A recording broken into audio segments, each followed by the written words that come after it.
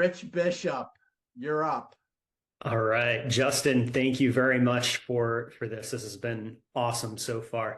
I want to go back to one of the first things that you talked about in your story. You talked about fear really driving you to an unhealthy place.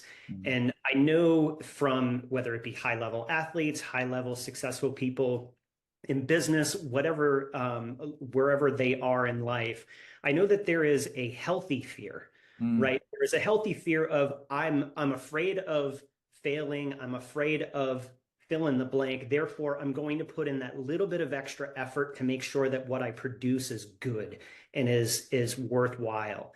But you also see people who do take it too far, whether it be on purpose or whatever. So as outliers, how should we think about that fear that we all have? Right. And that line between where it's healthy versus maybe where it's not healthy anymore.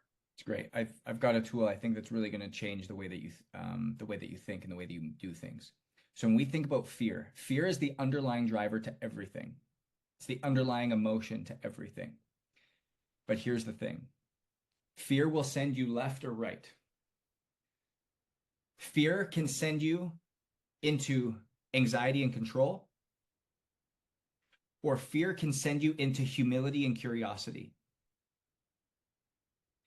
If you go to anxiety and fear, this is when it turns into obsessiveness. This is when it turns into rage. This is where it turns into frustration. This is when it turns into insecurity. This is when it turns into doubt. And it's only when that fear goes into humility and curiosity that it can propel you into growth and success. So the big thing you have to come back to, and this again, guys, like comes back to just being slow, like making decisions slowly, processing things. I have this acronym: slow is smooth, smooth is fast, with slow being stillness, silence, surrender, gives you the chance to listen. So you have the opportunity to be obedient and gain wisdom for what to do next. Slow is smooth, smooth is fast. And when you sit into this, when you recognize there's a fear, when you've gone through something, when you're maybe stepping into a new semblance in your business, you're going to write a book, you're going to launch a program, you're going to start a new relationship, whatever the fear is, you step back and go, where's that coming from? You ask questions. That's not who I am. You're not good enough. A humble person knows I'm good enough.